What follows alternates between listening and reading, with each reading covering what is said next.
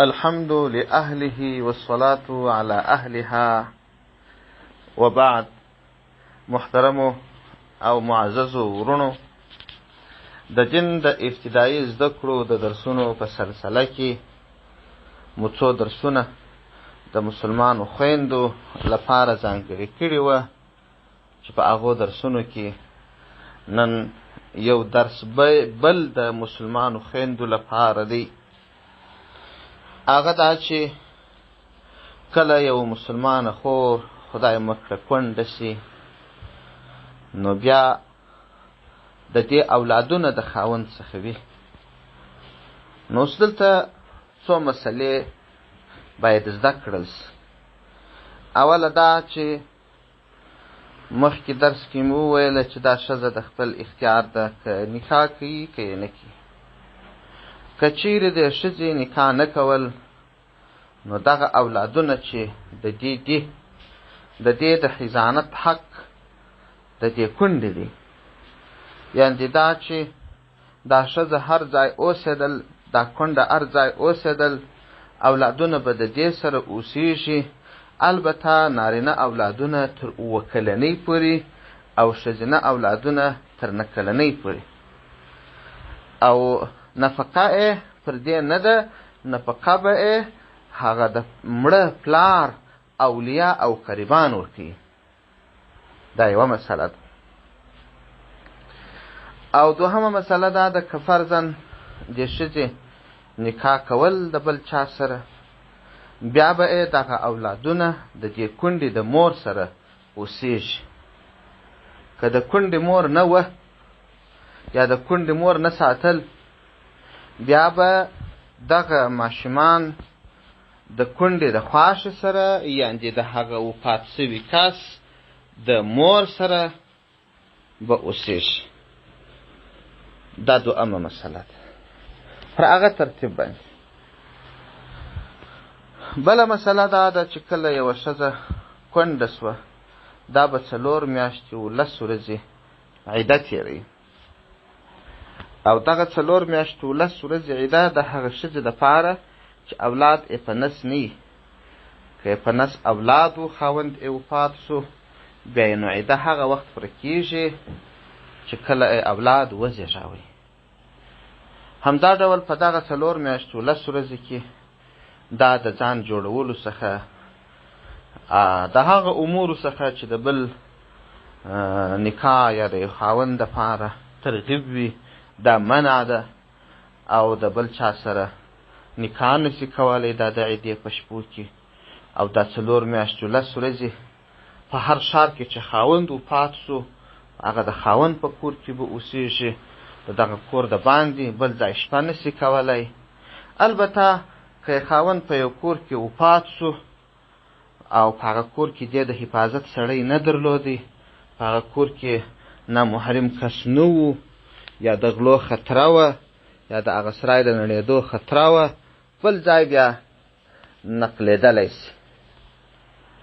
او تر داسې اندازې پورې که چیرې د حج نوم ایښتلی وي، خاوند یې وفات سي، حج ته به هم نه ځي. حج ته تلل هم ناجایز دی، ځکه دغه عده واجب ده. دغه واجب بیا نه راګرځي، حج بیا بل وخت کېدلی سي. دا مسله زموږ کتابو را نقل کړې ده. البته دغه ښځه د ورځې وتلی سي، که ناروغه سي د ورځې ولاړه سي ډاکټر ته، یا یو بل کور ته د ورځې پاتیې دپاره ولاړه سي، او یا د یو چا پوښتنې ته ولاړه سي، یا د هغسې ولاړه سي د ورځې ووځي، خو شپه به کور ته راوړي. دا د عدې مسله ده. بله مسله دا ده چې کله دا ښځه کونډه سوه، د دې هغه د کور مسله ده چې دغه د کور سامان به یې نو څه کېږي. که دې ښځې د دې خسرګنۍ سره نوره ګزاره نه کول، بل خاوند یې کاوی په بل کور کې، یا د پلار کره کښېنستل، نو دغه د کور سامان چې د دې په ولور سوی دی، هغه که بسترې دي، هغه که د کور لوښي دي، او که زر دي، که کالي دي، دغه جایز چې د دې په مهر باندې سوی دی، دا به ټول دا د ځانه سره وړي، خو سرګنۍ نشي ځینې راګرځولی. او کم جایز یا کم سامان چې سرګنۍ ورکړي هغه دوه قسمه دي. یو قسم هغه دی چې د کور د استعمال دپاره وي، او یا عرفا یا قانونا خاوند دې ته صرف د استعمال دپاره ورکوي، هغه سرګنۍ ته پاتېږي. لکه بسترې د استعمال لوښي او یا زر، دا که څوم سرګنۍ دې ته ورکړي دي، مګر عرفا د دې صلاحیت او دلالتا د دې صلاحیت فقط د استعمال دی.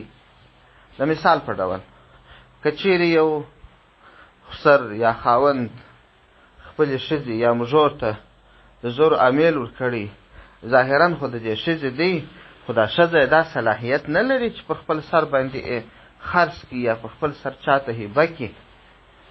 نو دغسې شی چې د سرګنۍ د خوا ورکول سوی وي چې عرفا او دلالتا استعمال د دې وي، خو د خرڅ او د هبې صلاحیت د خاوند یا د سرګنۍ وي، هغه شیان سرګنۍ ته پاتېږي.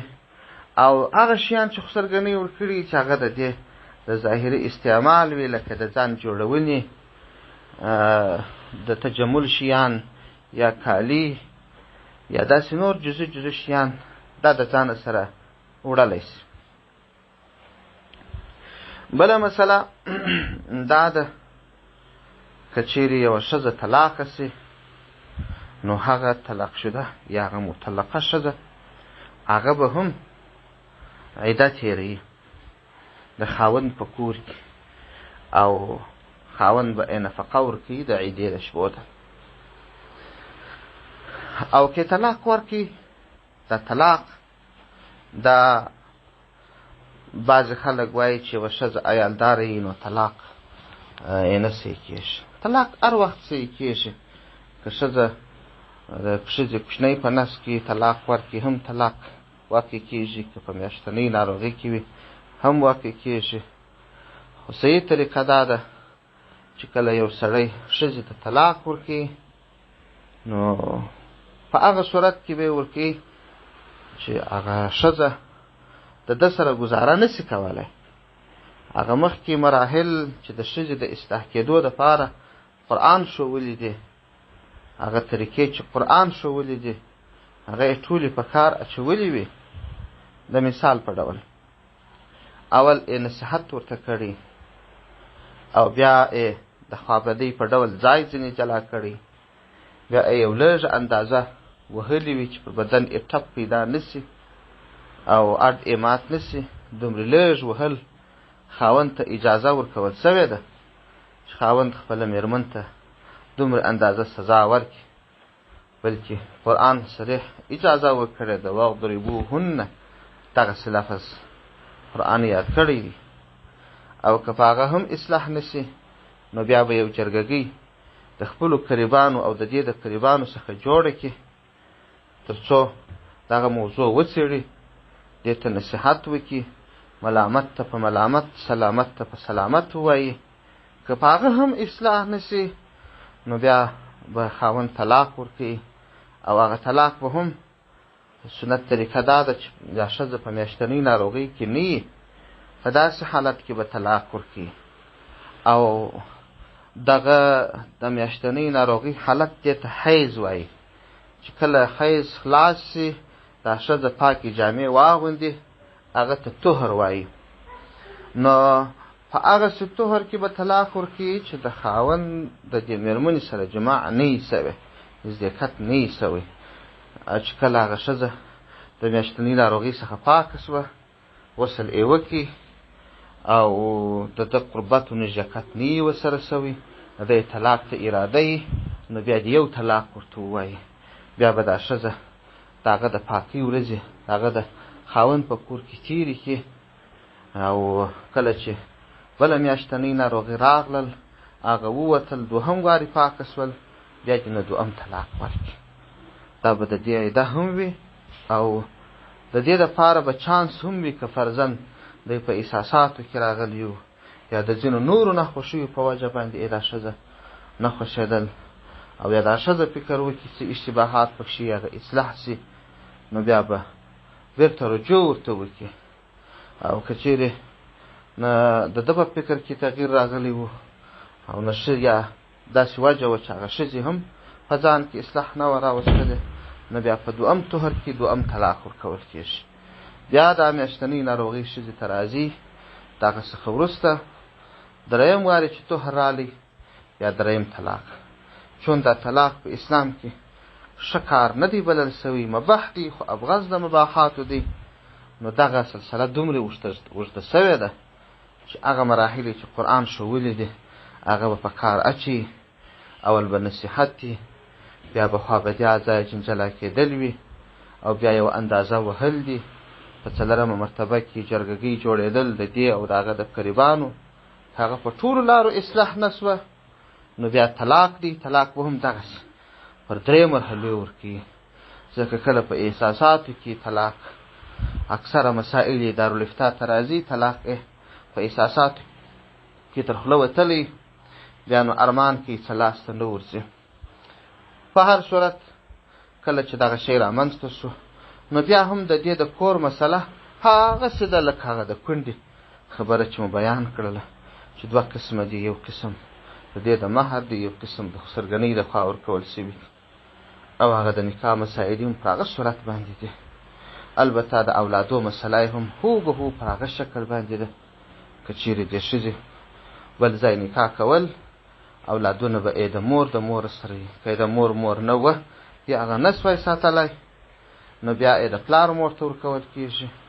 خو نفقه یې په دواړو صورتو کې د طلاق سوي په صورت کې په پلار ده او هغه د کونډې په صورت کې د هغه پر اولیاو باندې ده. نو وروسته تر عدې دا ښځه کولی سي چې بل ځای نکاح وکړي. همدا څه مسائل وې د مطلقې یا طلاق شده خور په اړه، که په ژوند کې د داسې حالت سره مخ کېږي یا یوه خور کونډه کېږي، خاوند یې وفات کېږي، د داسې حالت سره مخ کېږي. خو یوه بله مسله هم د یادولو ده، هغه دا چې ډېر وخت چې یوه ښځه کونډه سي نو د دې خو د میراث حق سته د خپل خاوند په مال کې، خو ډېر خلک وایي دغه میراث هغه وخت حق دی چې دا بل ځای نکاح ونه کړي. حال دا چې په شریعت کې دا د دې د میراث حق له منځه نه ځي. که یو ځای نکاح وکړي خاوند یې وفات سي او بیا ولاړه سي بل ځای نکاح کوي هم د میراث حق شته. دوهم ځای بیا خاوند وفات سي دریم ځای نکاح کوي هم یې د میراث حق شته. فقط دومره قدر خبره ده کله چې یو سړی وفات کېږي که د سړي اولاد درلودي، د ښځې اولاد ته اعتبار نشته، د وفات سوي کس اولاد ته اعتبار دی. که سړي اولاد درلودي که یې د دغه موجوده ښځې څخه وي که یې د بلې ښځې څخه وي نو بیا د دې ښځې اتمه حصه د مال، یعنې د خاوند د مال اتمه حصه په میراث کې حق دی. او که خاوند اولاد نه درلودی یا څلرمه حصه په میراث کې حق دی. یوه مسله ده چې که ښځه یوه وه که دوې وې، که خاوند اولاد نه درلودی په دغه څلرمه حصه کې سره شریکان دي، که یوه ښځه وه که دوې وې که درې وې که څلور وې، او که خاوند اولاد درلودی نو بیا هم په اتمه کې ټوله سره شریکان دي، که یوه وه که دوې وې که درې وې. که داسې وه چې یوې ښځې اولاد درلودی یوې نه درلودی هم په دغه اتمه کې سره شریکان دي. او که چیرې یو سړي خپله ښځه تر وفات مخکې طلاقه کړله، بیا چې کله دی وفات سي بیا یې په میراث کې حق نسته. السلام علیکم ورحمة الله وبرکاته.